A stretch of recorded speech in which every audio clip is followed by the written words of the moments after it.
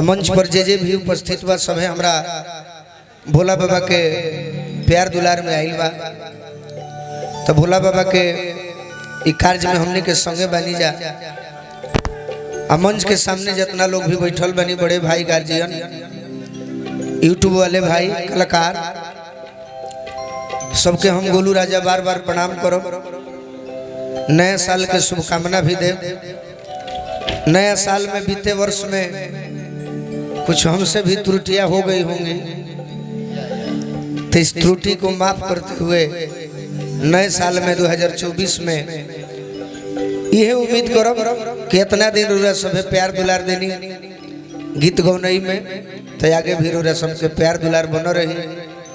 जना तरी पवन सिंह जी, खेसारी लाल जी जैसन कलाकार पर रोरा सबके बेसी प्रेम बा।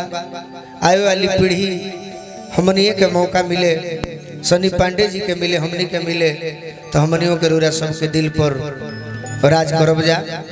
ताई हम जख्मी जितेंद्र भी आई बनी, तो माई के भजन एक दूगो हो जाड़ के दिन बा, तो सब मिला जुला के 2-4 घंटा में खत्म कर दिए। चलिए आनंद भैया जय।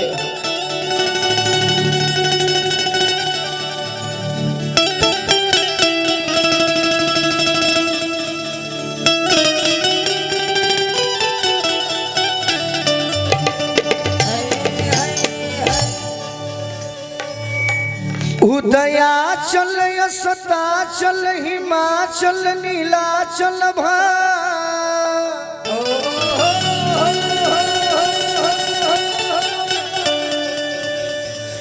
मई हर मदराचल विंध्याचल हे मैया, हे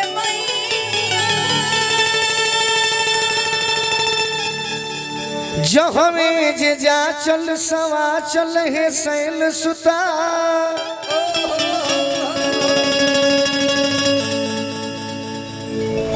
तो संकट में जाते इज्जत बाचल है मैया,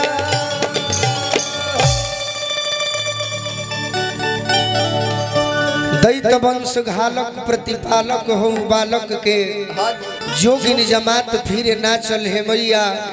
10 भुजाधारी हो शिकारी के मतारी अम्बे, रौरे बल फिरे नी कुलाचल है मैया। देखो भक्त माई से विनती करता, का कहता, तो गौरी के ललन आजू भक्त कहते बाबा कि आज सोचने हैं कि तनी गणेश जी खाते एगो सुमिरन गाते। तो गौरी के ललन आजू अब रौरी नुजी देवा करिले चिरौरी।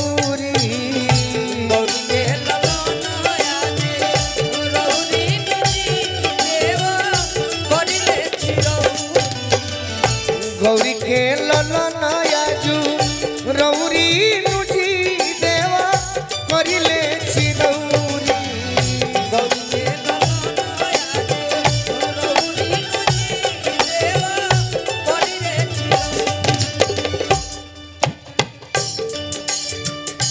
गाई है गणपति जगवंदन,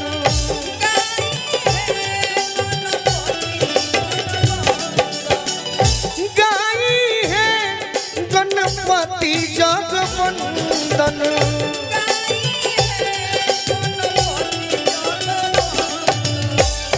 नया साल में रौरी हम करी अभिनंदन।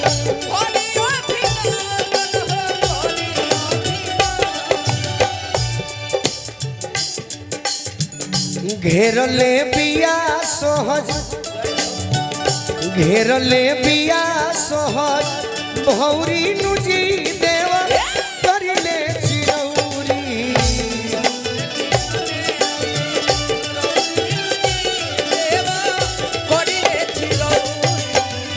गौरी के ललन आजू रौरी नुजी देवा करिले चिरौरी।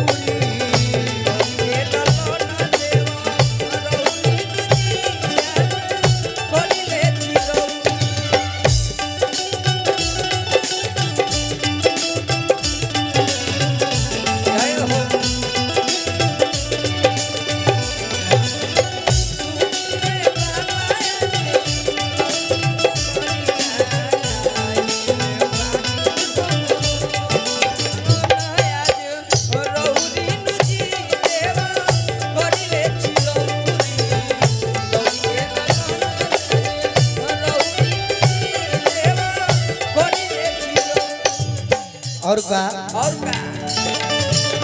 दया के समंदर भरी हमनी के अंदर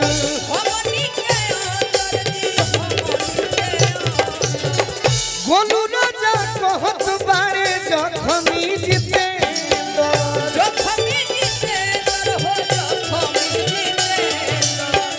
बाबा प्रिंस कहस जखमी जीते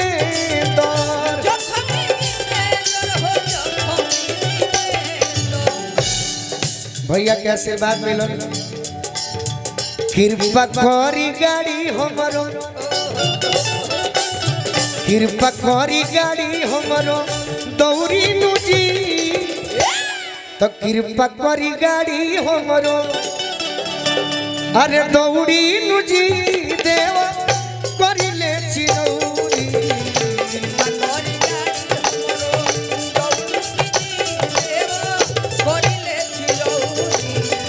गौरी के ललनायाजू रौरी नुजी देवा करिले चिरौरी